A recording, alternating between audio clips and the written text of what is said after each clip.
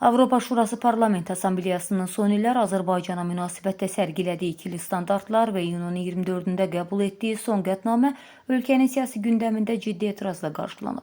Rəsmi Bakı sənəddə hüquqi deyil tamamilə siyasi yanaşmanın üstünlük təşkil etdiyini bəyan edib. Mövzu ilə bağlı Milli Məclisin deputatı Tahir Rzayev və Müşfiq Cəfərov bir xəbər mediaya verdikləri açıqlamalarda beynəlxalq qurumun qərəzli fəaliyyətini kəskin tənqid ediblər. Deputat Tahir Rzayev bildirib ki, Aşpaz son illərdə qəbul etdiyi qərarlarla öz beynəlxalq nüfuzuna ciddi zərbə vurub. Qurumun obyektiv mövqedən getdikcə uzaqlaşdığını deyən deputatın sözlərinə görə bu anti-Azərbaycan ritorikasının arxasında ölkəmizin müstəqil siyasətini, qazandığı tarixi hərbi, siyasi və diplomatik uğurları qəbul etmək istəməyən xarici dairələr, həmçinin erməni lobbisi dayanır. Millət vəkili Müşfiq Cəfərov isə illər keçsə də Aşpanın Azərbaycana münasibətinin dəyişmədiyini və qurumun obyektiv beynəlxalq platformadan çox geosiyasi maraqların alətinə çevrildiyini qeyd edib.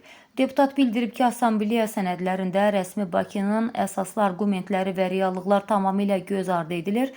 Yalnız anti-Azərbaycan mövqe bəzi qeyri-hökumət təşkilatlarının və şəxslərin iddialarına yer verilir. Deputatlar yekun olaraq vurğulayıblar ki, ayrı-ayrı siyasi dairələrin kampaniyaları Azərbaycanı yolundan döndərə bilməyəcək və ölkəmiz beynəlxalq münasibətdə qarşılıqlı hörmət prinsiplərinə sadiq qalmaqda davam edəcəklər.